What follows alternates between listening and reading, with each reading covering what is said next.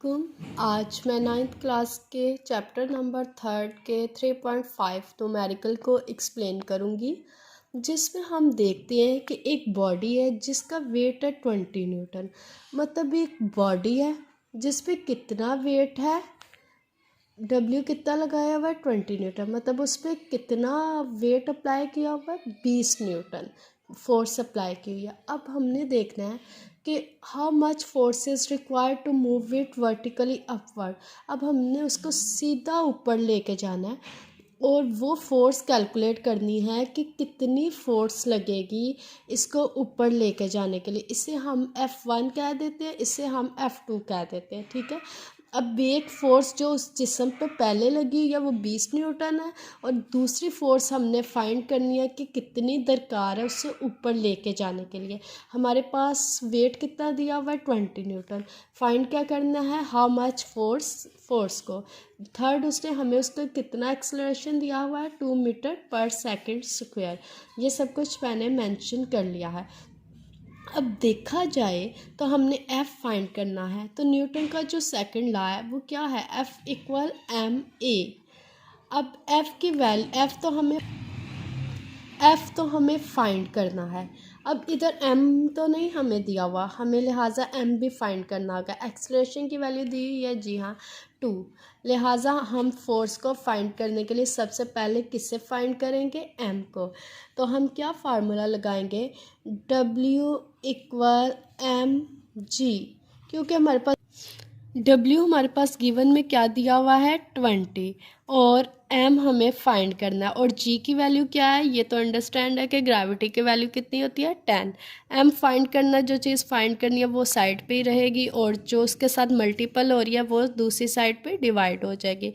20 10 1 ज़ा 10 10 2 ज़ा 20, लिहाजा हमारे पास मैथ कितना आ गया 2 kg।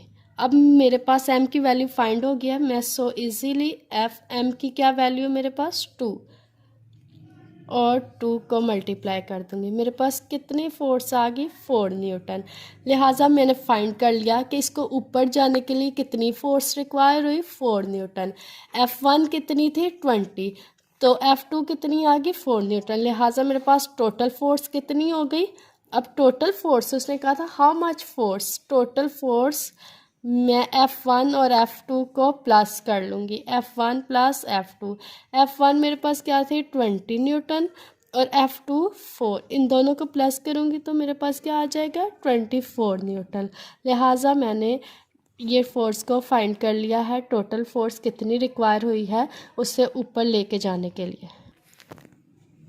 अब मैं 3.8 न्यूमेरिकल को एक्सप्लेन करूँगी।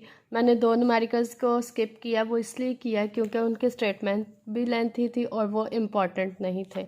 अब मैं इस न्यूमेरिकल को एक्सप्लेन करती हूँ तो इसमें वो हमें क्या कहता है कि how much time is required to change 22 newton second momentum by a force of 20 Newton.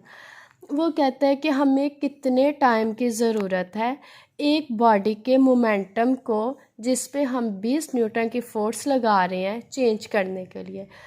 सबसे पहले तो हमें पता होना चाहिए मोमेंटम क्या है। मोमेंटम है मास और वेलोसिटी। अब एक जिस्म के मास और वेलोसिटी को हमने चेंज करना है, तब्दील करना है, तो हमने फोर्स कितनी लगाई है 20 न्यूटन। अब देखना है फोर्स भी लगा दी है उसको चेंज करने के लिए, लेकिन उससे चेंज होने में कितना टाइम लगता है हमने वो टाइम फाइंड करना है। सो हमारे पास गिवन क्या है, मोमेंटम में जो चेंजेस है, चेंज इन मोमेंटम वो कितना है 22 न्यूटन सेकंड। हमने मोमेंटम इतना चेंज किया है कितनी फोर्स लगा के 20 न्यूटन, लेकिन हमें ये नहीं आइडिया कि कितना टाइम लगा था उसका मोमेंटम चेंज होने में, हमें ये फाइंड करना है। अगर अब हम देखें ना मोमेंटम के लिहाज से फोर्स का फार्मूला, तो वो हमारे पास क्या है, change in momentum over time.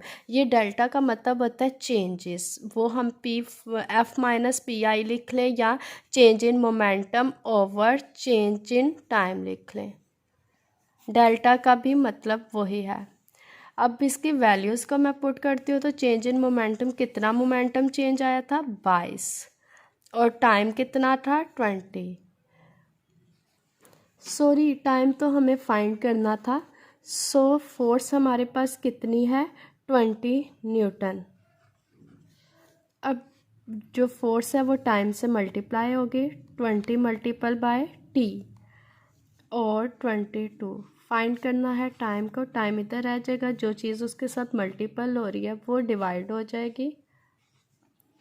अब 22 को 20 से डिवाइड करेंगे तो हमारे पास 1.1 सेकेंड्स आ जाएगा। सो हमने फाइंड कर लिया कि जो 22 न्यूटन सेकेंड मोमेंटम चेंज आया 20 न्यूटन की फोर्स अप्लाई करने से, उसमें कितना टाइम दरकार हुआ है। अगर वीडियो पसंद आए तो लाइक, सब्सक्राइब और शेयर कर दीजिएगा। Thank you so much.